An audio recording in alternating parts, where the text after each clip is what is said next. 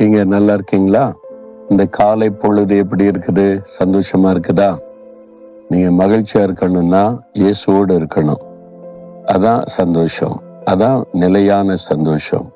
இயேசுவோடு இருக்கீங்களா? தினம் அவரோட நடக்கிறீங்களா?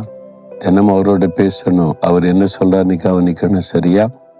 சரி, இந்த நாள்ல ஆண்டவர் என்ன சொல்றாரு? ஆண்டவருடைய வார்த்தை என்ன சொல்லுது?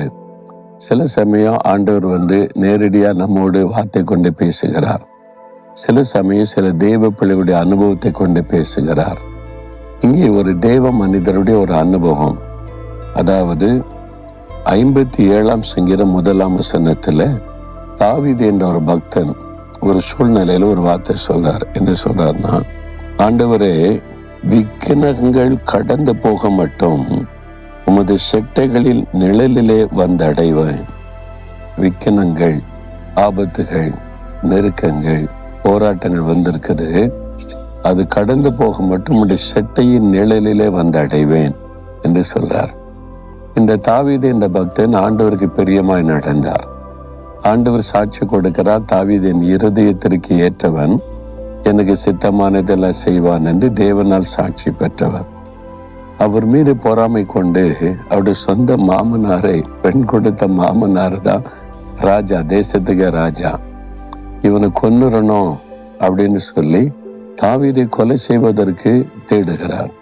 ஒரு இராணுவமே தேடுது, தேசத்தின் இராணுவமே.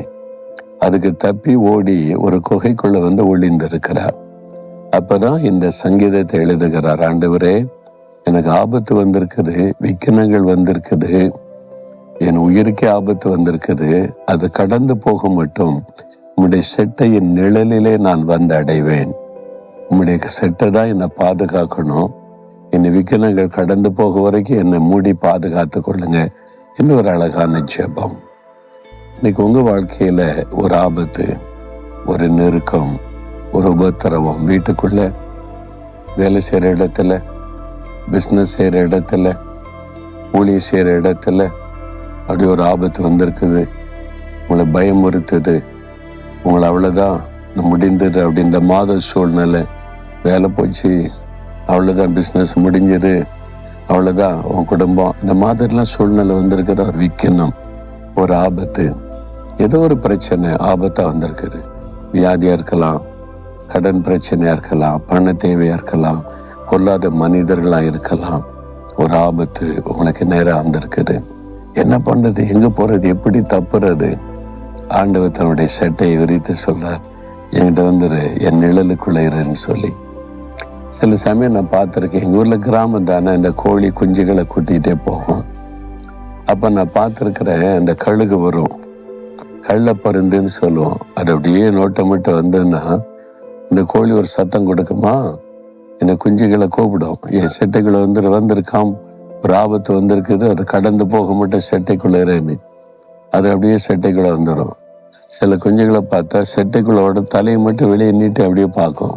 நான் பார்த்துருக்கிறேன், ரொம்ப ரசிக்கலாம் ஆண்டவருடைய சிருஷ்டிப்பு.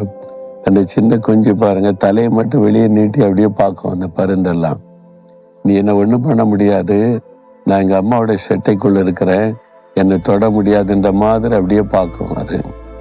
அப்போ அதே மாதிரி தான் நம்ம ஆண்டவருடைய செட்டைக்குள்ள வந்துட்டோம்னா தைரியமா சொல்ல, நீ என்னை ஒன்றும் பண்ண முடியாது, என்னை டச் பண்ண முடியாது, என்னை அழிக்க முடியாது, ஏன்னா நான் இயேசு கிறிஸ்துவுடைய அடைக்கலத்தில் இருக்கிறேன், அவருடைய செட்டைக்குள்ள இருக்கிறேன், அவருடைய பாதுகாப்புக்குள்ள இருக்கிறேன், நீ ஒன்றும் பண்ண முடியாது, போயா அப்படின்னு சொல்லிடலாம்.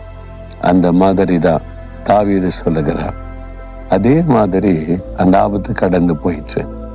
தாவீதை ஆண்டவர் பாதுகாத்தார், உங்களை பாதுகாப்பார். நீங்கள் பயப்படுற மாதிரி விட மாட்டார். விக்கனங்கள் கடந்து போயிடும். அந்த ஆபத்து உங்களை சேதப்படுத்தாமல் கடந்து போயிடும். ஆண்டவர் சொல்றார், பயப்படாதே மகளே, பயப்படாதே மகளே, அது விக்கனம்தான், உனக்கு ஆபத்தை கொண்டு வருகிற பிரச்சனை தான், ஆனா உனக்கு ஆபத்து வராது, சேதம் வராது, கடந்து போயிடும். நீ என் செட்டை நிழலில் இருன்னு சொல்றார். அப்படியே ஒப்பு கொடுக்குறீங்களா? ஆண்டவரே, இந்த மாதிரி ஒரு ஆபத்தான சூழ்நிலையில தான் நான் இருக்கிறேன், என்னாகுமோ, என்ன மாதிரி அழிவு வந்துடுமோ, ஆபத்து வந்துடுமோன்னு பயப்படுறேன், உம்முடைய செட்டை நிழலுக்குள்ள நான் வந்துடுறேன், உம்முடைய செட்டைக்குள்ள என்னை வைத்துக் கொள்ளுங்க, என்னை காத்து கொள்ளுங்க, இந்த விக்கினங்கள் கடந்து போகும் வரைக்கும் நீங்க என்னை பாதுகாத்து கொள்ளுங்க. இயேசுவின் நாமத்தில் ஆமேன்.